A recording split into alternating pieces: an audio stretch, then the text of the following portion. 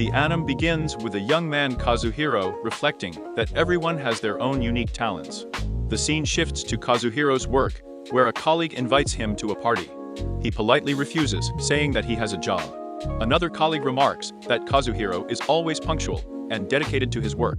Kazuhiro, a hard-working person who values punctuality and prefers to perform his tasks efficiently, which allows him to return home earlier. Although he likes to cook, he often skips meals before going to bed because he wants to get into the world of dreams. This dream, which he had been visiting since childhood, a magical place. In this world, Kazuhiro feels younger and more alive, meeting strange creatures and experiences that bring him joy and surprise. One day, when he is thinking about how childish he looks, the elf girl Maribel appears. Kazuhiro, surprised by her appearance, says that as a child, he accidentally called himself Kazu because of a spelling mistake. Maribel explains that this world is full of fairies and may not be suitable for him, but Kazuhiro invites her to adventure. Initially indecisive, Maribel agrees. Together they explore the centuries-old mansion, where Kazuhiro admires its magical beauty. When it gets dark in the mansion, Maribel lights it up with her magic. Kazuhiro, impressed by the history of the mansion, guesses that it could have been built to protect against earthquakes, although Maribel does not know such a term. During lunch, Maribel is amazed by the food Kazuhiro has brought and asks what it is. He tells her it's onari, a popular dish in Japan. Before continuing, I want to say that you can support my creativity with a donation. Everyone who will donate any amount will appear at the beginning of each video. A link to the donation can be found in the description. Thank you in advance. Kazuhiro offers to bring her lunch every day if she stays with him, and she agrees. They enter the cave and stumble upon a monster. Maribel warns Kazuhiro, but he runs to him, explaining that this is his friend. The monster, envious of Kazuhiro's beautiful companion, notices that it's only because he brings good food. Although Maribel doesn't understand, Kazuhiro explains that the monster is talking about dragon season, and that he can't wait to find the dragon egg. Further in the cave, they stumble upon a dark place where the dragon is resting. Kazuhiro tries to see him, but Maribel uses her magic to give him sight. Kazuhiro realizes that this dragon is a very dangerous creature. Maribel warns him to be careful, but they find themselves trapped in a cave with a dragon. Kazuhiro reflects on how happy he is in this dream world, especially spending time with Maribel. The next morning, Kazuhiro wakes up to find Maribel in his bed, surprised by her presence. She is also surprised to find herself without clothes.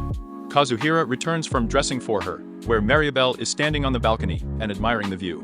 She asks Kazuhiro where they are, and he explains that they are in Japan, in his homeland. She is impressed by the buildings and expresses a desire to learn more. Kazuhiro suggests they go sightseeing. Maribel notices a tall tower, and Kazuhiro says that it offers a beautiful view. They plan to visit her later. Maribel changes into a dress that she really likes. Kazuhiro is delighted with the way she looks and, wanting to compliment her, asks what he can say to express his admiration. Maribel assures him that he can say whatever he wants. Kazuhiro tells her that she looks amazing in this dress and she feels appreciated. He also notes that she looks even better in this world than in the one in which he saw her before, which makes Maribel very happy. Kazuhiro gives her a hat to cover her ears. Maribel, eager to explore the world, assures him that she will not be afraid. During the car trip, she is nervous as she is traveling in a car for the first time, but she is amazed by the impressions. At the restaurant, Kazuhiro orders food, and they discuss their situation. They wonder if they died in their sleep because of a dragon attack. Kazuhiro assures her that they are still alive, but they won't know for sure until they fall asleep again and return to the dream world. He advises her to enjoy the time spent in the real world, since it may be temporary. They also discuss how Maribel could have ended up in his world after being attacked by a dragon, suggesting that the reason for this could be a dragon. Kazuhiro tells how his lifestyle has affected his physical development. When food is brought to them, Maribel is delighted with the sight of it, and Kazuhiro persuades her to start eating. She enjoys the food, which cheers her up. Then they head to the park. Maribel is delighted with the beauty and expresses her joy. Kazuhiro notes that this is the perfect time of year to enjoy it, and they are admiring the lake nearby. They both enjoy the moment before returning home. In the second episode, Maribel worries that if she can't return to her world, Kazuhiro reassures her by saying that they can explore Japan together. Although Maribel is interested in the idea, Kazuhiro feels it is important to find a way to help her return home. Back at home, Kazuhiro offers Maribel a bath and gives her soap, explaining that it will make her feel good. She enjoys the aroma while Kazuhira cooks dinner. While eating, Kazuhira reflects on how much he has learned about Maribel. She blushes thinking about his offer to live together and explore Japan. After dinner, Kazuhira tells Maribel that in his world, when he travels, he can only take simple things with him, such as lunch and water. Maribel is curious and asks more about it. He explains that torches and flashlights are used in his world, and he cannot take his notebook with him. Maribel suggests that there may be a higher power controlling what comes into this world, which leads to speculation that Kazuhira's arrival may not be accidental. Then they discuss their return to another world, where they will face a dangerous dragon. Kazuhira is worried that they might fall into a cycle where the dragon will kill them every time they appear. Maribel warns that the dragon's breath is powerful and magical, which makes it almost invincible. Kazuhira, however, wants to learn about the dragon more personally and not just focus on combat strategies. As they get ready for bed, Maribel invites Kazuhira to lie down next to her, which makes him feel uncomfortable. But he eventually joins in. They fall asleep and are transported back to the world of dreams, where they encounter an unexpected dragon. Kazuhira tells Maribel to stay behind him and explains to the dragon that they have no bad intentions. He offers the dragon a drink as a gesture of peace, and the dragon, who happens to be a woman, is interested in their approach. She is surprised that Kazuhira understands her language and knows her preferences. The dragon reveals that he saw Kazuhira's condition the day before and agrees to tell how he was able to recover, hoping that she will let them go. A moment of light signals something important. The dragon shows them something that Maribel admires. The environment is warm, a necessary condition for hatching eggs. The dragon then mentions that he feels a strange smell coming from Kazuhira, which he is aware of, possibly because of his lunchbox. The dragon, having turned into a human, says that she has not been in this form for a long time. Kazuhira assures her that she looks great. She asks for food and drinks, which Kazuhira offered. Nervously, he passes them to her. The dragon tastes the food, finding it delicious, and in return, gives Kazuhira a magic scale that will enhance his abilities. Kazuhira agrees, and she happily eats the food. After the meal is finished, the dragon gives Kazuhira a powerful and valuable substance soaked in her blood. When Kazuhira tells Maribel about this, she is amazed at how important it is. The dragon asks them to bring more food next time. Kazuhira reflects on the healing properties of dragon blood and its value. Although Maribel suggests that they can sell it for a large sum, Kazuhira explains that the sale will raise questions about where they got it from. Then he learns about a vanished ancient civilization that was destroyed when people tried to steal dragon eggs, which is why this territory was abandoned. After the meeting, Kazuhira feels sad at the thought that Maribel may not stay with him, but she reassures him, saying that she will continue to travel with him. She expresses interest in learning Japanese, which pleases Kazuhira. When Kazuhira and Maribel spend time together, she diligently learns Japanese, often watching TV to improve her skills. Kazuhira, still getting used to the fact that the girl lives in his house, finds it strange, but notices her beauty, especially her purple eyes and white hair. He informs her that he bought a chicken at a discount to cook but Maribel does not know what kind of dish it is. While Kazuhira is collecting the ingredients, Maribel suddenly utters this word in Japanese. Kazuhira is amazed at her progress, and Maribel says that she is working hard on Japanese sentences, and believes that she will soon learn even faster. Kazuhira reassures her, saying that they will be together not only in the real world, but also in another one, so she will have time to focus on learning. Confident in herself, Maribel declares that she will become fluent in Japanese in 2 months. When dinner is ready, Maribel is delighted with Goa and jokingly says that he should cook for her again. Kazuhira remarks that she may have drunk a little too much. While Kazuhira is washing the dishes, Maribel asks about the dragon scales and the bloodstone. Kazuhira admits that he doesn't know, but hopes that everything will return to its place when they find themselves in another world again. Maribel assumes that there is some kind of force behind this, and Kazuhira decides to find out the truth one day. Kazuhira is surprised and asks if she has ever seen a magic stone. Maribel remembers that this is just a legend, but believes that some legends may be true. Kazuhira offers to go on a search, and she agrees, insisting that he take lunch with him. That evening, lying in bed, Kazuhira reflects that he began to fall asleep earlier, probably because of Maribel's presence. He remembers how she said she would learn Japanese in 2 months, and realizes that she will stay with him for quite a long time. They fall asleep and are transported to another world. Maribel is amazed by the beautiful weather.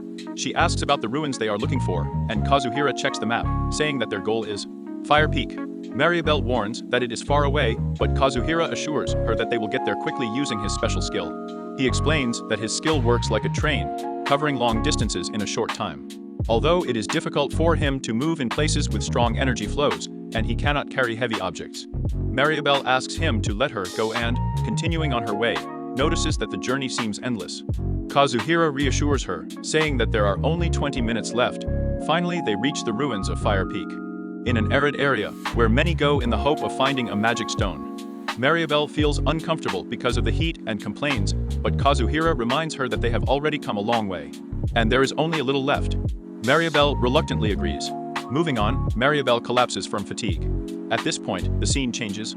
A child is shown imprisoned in a dark cell, dimly lit by a blue stone.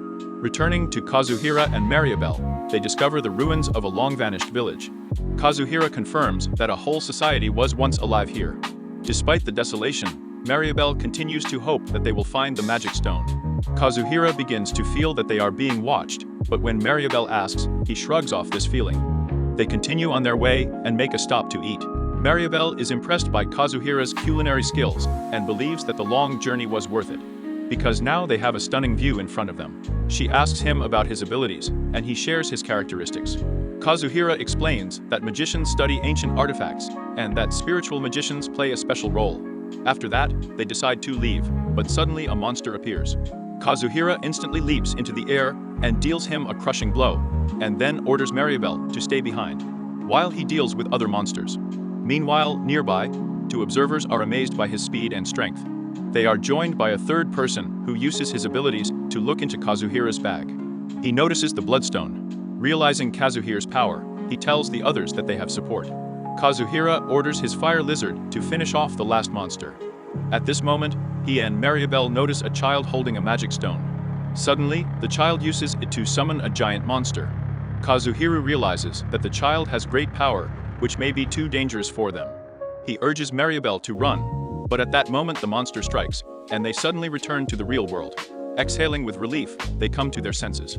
Maribel, still shaken, comments on how intense the experience was.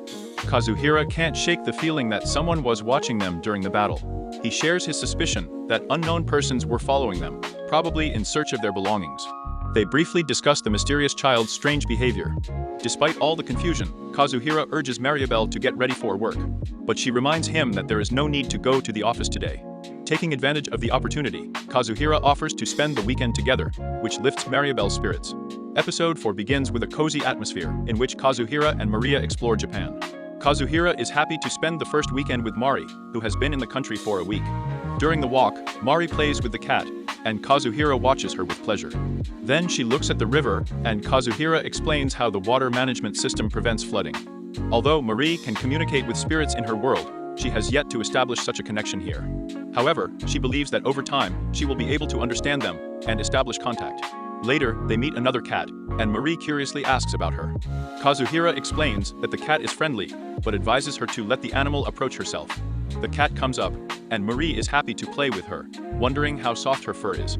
Kazuhira then takes Mari to the library to help her learn more about Japan. She is impressed by the clean, well-lit room, but she gets annoyed when he directs her to the children's department. He explains that he wants to arouse her interest in books and hands her a colorful children's book.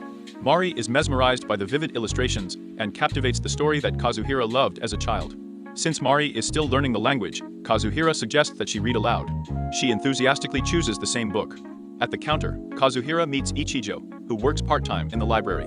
Ichijo asks about Mari, and Kazuhira explains that she came from far away. Since Mari doesn't understand Japanese, she turns to Kazuhira, and he whispers the conversation to her. When Ichijo calls her Mari-san, she asks what it means. Kazuhira explains that san. This is respectful treatment, especially in relation to beautiful girls. And Chijo notices that Mari and Kazuhira have the same address, which means they are neighbors. And Chijo suggests that Mari make friends and have lunch together sometime. Back at home, Kazuhira cooks pancakes for Mari. While waiting, she notices a CD player and asks about moving pictures. Kazuhira shows how animation works, and Mari is fascinated by the colorful images. While eating, they watch an animated movie. Seeing a village in it, Mari asks if it is real, and Kazuhira tells that his grandfather lives there. She dreams of going there, and Kazuhira promises to ask her grandfather if they can go there for the weekend. Mari happily agrees. She really likes the movie and wants to watch more, but Kazuhira assures that this is just the beginning. While Kazuhira is cooking dinner, their conversation is interrupted by an earthquake. In a panic, Mari clings to him, but Kazuhira, embarrassed, reminds her that next time she should get dressed first before running out. Realizing that there is nothing on her, Marie embarrassedly runs away to her room. Kazuhira finds the situation funny, but realizes that he should have warned her about frequent earthquakes in Japan. Later, Kazuhira prepares a dish with Indian spices and asks Mari to try it. She enjoys the aroma and compares it with the spicy food of the desert regions of her world. Their conversation turns to the monster they encountered earlier, and Marie worries that they may find themselves in a dangerous place again. Kazuhira calms her down, explaining that he has the ability to travel long distances once a day, which makes it easier to escape. They then discuss the child they met, suspecting that he was forced to summon monsters. Kazuhira thinks that's the key, a magical catalyst, and offers to develop a plan. Marie recalls an old legend about the races of half-beasts who can control magic stones. She could not pinpoint the child's race, but believes he may belong to this group. As night falls, Kazuhira notices how his evenings have become calm after Mari's arrival, and he reads a book, and watches her fall asleep next to him. Previously, he was only interested in the world of dreams, but now, looking at the real world with Marie, he perceives everything differently. Having finished his thoughts, he quietly whispers that they will continue the story tomorrow. An old beastman gives a stone to a child named Mui. As soon as Mui touches it, the stone glows. The old man explains that their family has guarded this powerful stone for many generations, but it was he who caused the death of their village. Meanwhile, Kazuhira and Maria are preparing to implement their plan to save the child and defeat the bandits. Mari becomes invisible, confident in her role, and Kazuhira warns her against unnecessary risks. They had planned everything in advance. Most likely, with the help of Mui, they will wake up the monster, and they will have a chance to talk to him. Mari will distract the creature, while Kazuhira deals with the bandits. Noticing a suspicious figure, Kazuhira gives a signal to Mari. She summons fire lizards and hides them in the sand, and then sets fire to a coconut tree. One of the bandits notices Kazuhira and hurries to inform his leader about it. When the monster wakes up, Kazuhira checks on Mari, who assures him that she is fine and asks about the baby. He sees Mui holding a magic stone, and Marie, with relief, inflicts a series of fiery blows on the monster. Kazuhira watches in awe, realizing the power of magic and wondering if he should learn spirit magic. Kazuhira approaches him, but the frightened child begs not to hurt him. Noticing the chains on Mui's legs, Kazuhira realizes that the boy was treated like a prisoner. He assures Mui that he means him no harm. Shocked that Kazuhira understands him, Mui hesitates, but admits that he cannot use his monstrous powers to attack anyone. Kazuhira tells him that this is good. The leader of the bandits recognizes Kazuhira, realizing that he escaped the previous night due to his speed. When Kazuhira demands Mui's release and the ringleader offers a deal, Mui's freedom in exchange for Kazuhira's bag, as only a special stone can break the chains. Without thinking, Kazuhira smashes the stone with his sword, instantly freeing Mui. The bandit leader orders his men to attack, but Kazuhira deftly evades. One of them attacks, turning his arm into a shield. Kazuhira loses his balance, but tricks him into falling into the water.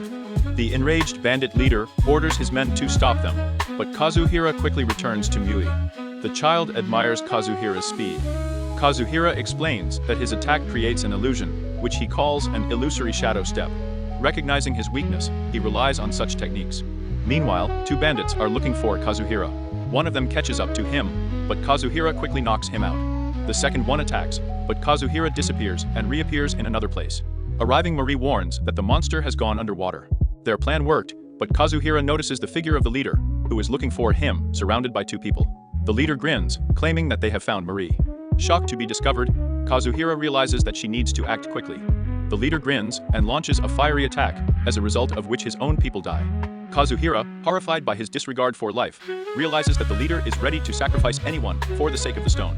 Then he captures Mui and threatens to burn him if Kazuhira resists.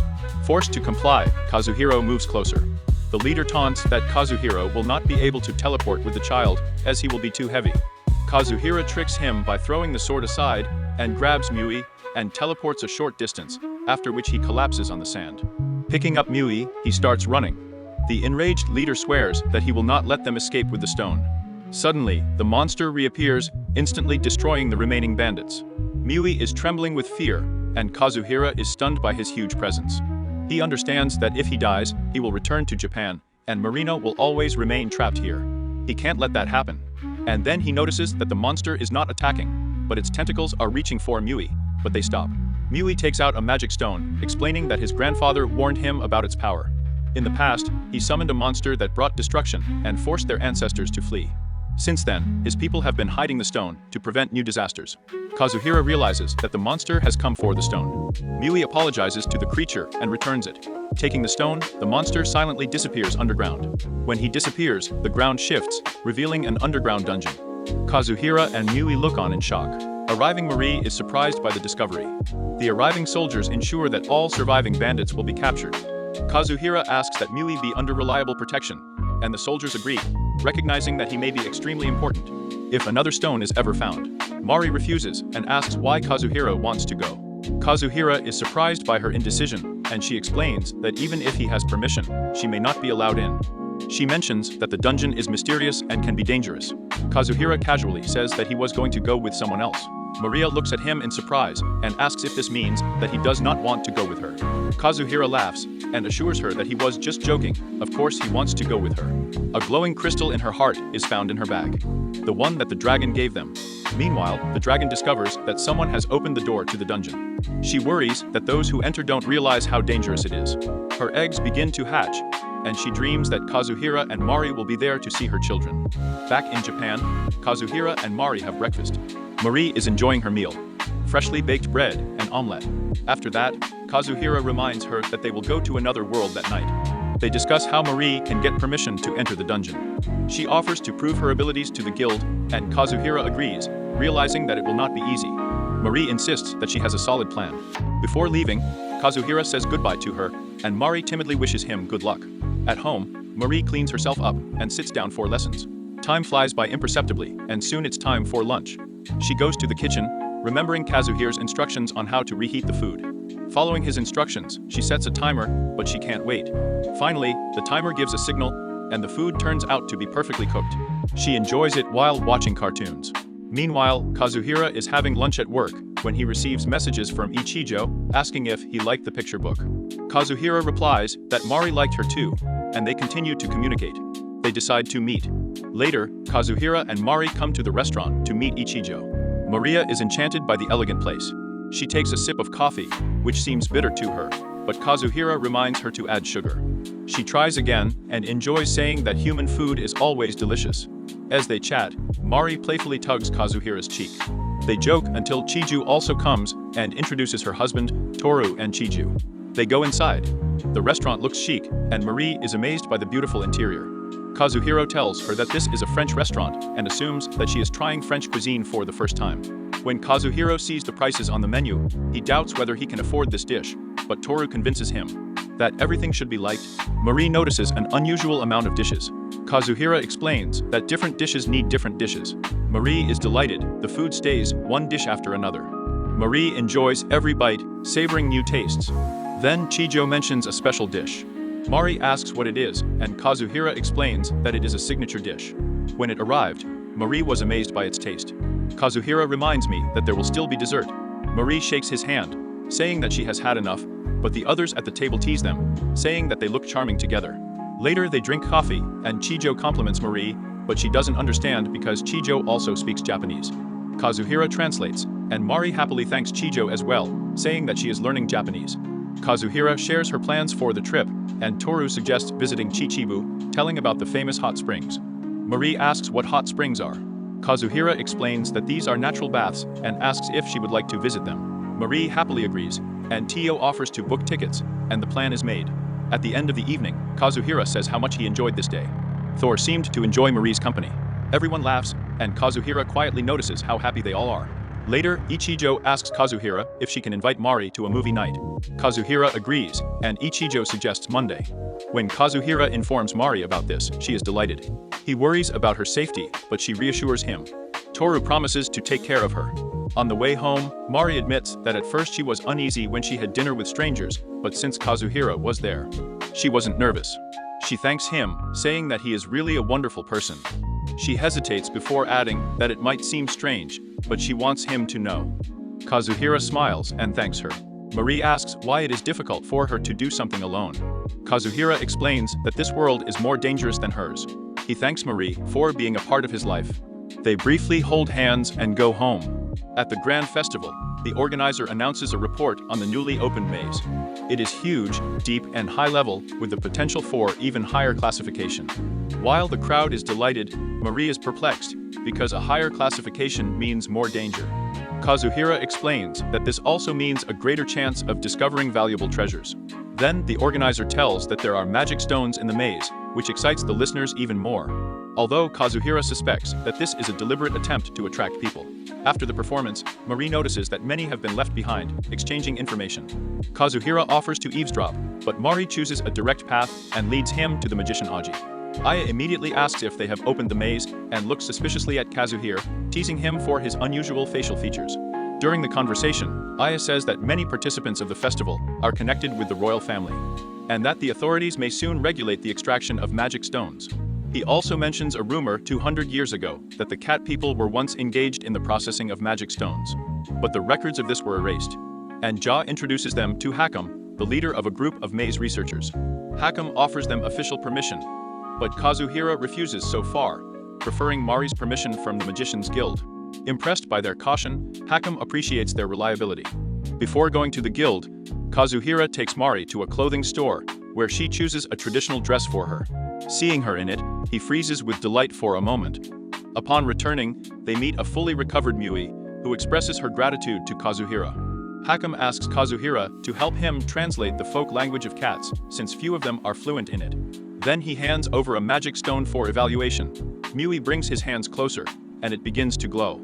Marie confirms its authenticity, but notes its weak strength. Suddenly, the stone emits a green light, indicating that it is being processed into a magical catalyst. Mui notices that although the stone is weaker than the previous one, its texture and smell are identical. Kazuhira translates Hakama, who considers the information sufficient. Later, Kazuhira brings the dragon scales and the dragon stone for Mui to evaluate them. When Mui picks them up, they glow intensely. He notes their great strength and the fact that they are not amenable to processing. Kazuhira recalls the words of the dragon woman. This is not a discarded scale, but one that grew on her body naturally. Mui feels something inside the stone mentioning permission and an oath. He believes that the stones are interconnected and continue to receive energy from a distant source. Marie is worried that something has happened to the dragon, and while they are discussing it, the stones glow even brighter. Kazuhira begins to suspect that she is trying to contact him. The scene switches to important announcements. The ruins of Udra Peak are sealed, and the exploration of the lower labyrinth begins.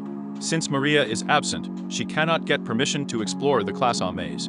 Sven comes forward and declares that he will take her place. Ladri's girlfriend in the crowd protests against this, claiming that it is necessary to choose stronger people, but understands that Sven intimidated everyone and silenced them. The guild advisor intervenes, stating that the final decision will be made after Marie's return. Leaving the meeting, Sven complacently informs the girl that he has been chosen to replace Marie. He boasts that he found treasures in the maze, but he becomes curious about what Marie recently discovered, and that a mysterious boy was with her. Meanwhile, Kazuhira and Mari, along with the green dragon, go in search of the dragon woman. The green dragon informs them that she is unwell to be constantly angry, and that provoking her can be dangerous. Arriving at the place, they are surprised to find that she has given birth to baby dragons. They greet her warmly, but when she changes into human form, she demands food. Kazuhiro apologizes, but when he admits that they don't have any food, she becomes furious. To calm her down, he promises to take her to a hot spring in his real world. Her mood instantly changes, and she readily agrees. When they leave, Mari is upset that Kazuhira invited the dragon to the real world. However, she realizes that the Guild of Magicians is about to close, and they rush there just in time for Mari to complete the registration. After that, they return to the real world and continue their normal life. Finally, the day of their trip to the hot spring comes. Kazuhira and Mari return to the dragon woman to take her with them. However, the moment they are about to leave, the air is filled with a sudden surge of magical energy. Kazuhiro and Mari enter the dragon woman's lair, unaware that Sven and his assistant are secretly following them. Watching from the sidelines, they are shocked to see the monster shaking Kazuhira's hand. Not understanding what the matter is, they continue the pursuit and soon stumble upon two statues. They are seized with fear because these are not ordinary guards, but ancient weapons of death. To be safe, Sven uses his magic and suddenly sees young dragons together with their mother. At this moment, he feels that the female dragon has detected their presence. Without warning, the statues start moving towards them. Panic sets in, and Sven begs in despair to spare him. Just as the statues are about to strike, He and his assistant cast an escape spell and run outside. Taking a deep breath, Sven wonders who the boy really is next to the ferocious dragon. Meanwhile, Kazuhira Mari and the dragon woman return to the real world. The dragon, surprised by the new surroundings, admires the tall buildings of the city. However, Marie is quick to point out the problem. People will surely notice the dragon's tail and the horn on her forehead. Recognizing this, the dragon decides that it is time for a change. A bright light comes from her body, and the tail and horn disappear. Now she is dressed in a beautiful dress, explaining that her tail and horn are made up of magical energy, which she can transform into clothes when needed. While they are traveling, the dragon finds the trip comfortable. During the journey, Maria opens the lunchbox and shares the food with Kazuhiro and the dragon. Kazuhiro introduces them to onigiri, a favorite Japanese dish, explaining the simplicity of its preparation by pressing rice with stuffing inside. He points out that those with a red label contain tuna and mayonnaise, and those with blue flavored with flakes. When the girls took a bite, they were instantly delighted with the taste. Arriving at her destination, Marie tried to put on a hat to hide her ears, knowing that elves do not exist in this city. Noticing her attempts, the dragon used his magic to arrange Marie's hair so that it hid her ears. Delighted, Marie expressed her gratitude. Later, Kazuhiro offered them fried potatoes on skewers, which they tasted with surprise, enjoying the delicious taste. Eventually, they reached the hot spring and were enchanted by its beauty. As they were relaxing in the warm water, the dragon suddenly inquired about Marie's plan to visit the ancient labyrinth. Shocked, Marie wondered how the dragon knew about this, but then realized that he was probably eavesdropping through the red scales. They then talked about Mari and Kazuhira's relationship. However, Mari doubted that Kazuhira found her interesting. Hearing this, the dragon was shocked and immediately helped Mari develop a plan to check Kazuhiro. Kazuhiro was sitting alone on the street when Mari approached him. He asked how she had spent her time at the hot springs, but quickly noticed that she looked agitated. Worried, he asked if anything had happened. Marie quickly brushed off his concern, attributing the reddened face to the heat of the hot spring. Later, when they were sitting by the pool, Mari moved closer to Kazuhira and gently kissed him on the forehead, thanking him for everything he had done for her. Noticing Kazuhira's flushed face, she was delighted to see that he had passed her test. Then she asked him to come back to their room. When they returned to the room, they found the dragon waiting impatiently. Annoyed that they had waited so long and left her hungry, she demanded food. Kazuhiro quickly apologized and promised to order food right away. When the food was ready, the girls were amazed by her appearance. Kazuhiro explained that it was one of Chichibu's signature dishes, a bowl of rice with a large katsu cutlet in the shape of a straw. When they tasted it, they were shocked by its taste. They spent a few more days enjoying the hot springs and peaceful moments spent together. I hope you enjoyed this video. If so, subscribe and like to support my channel.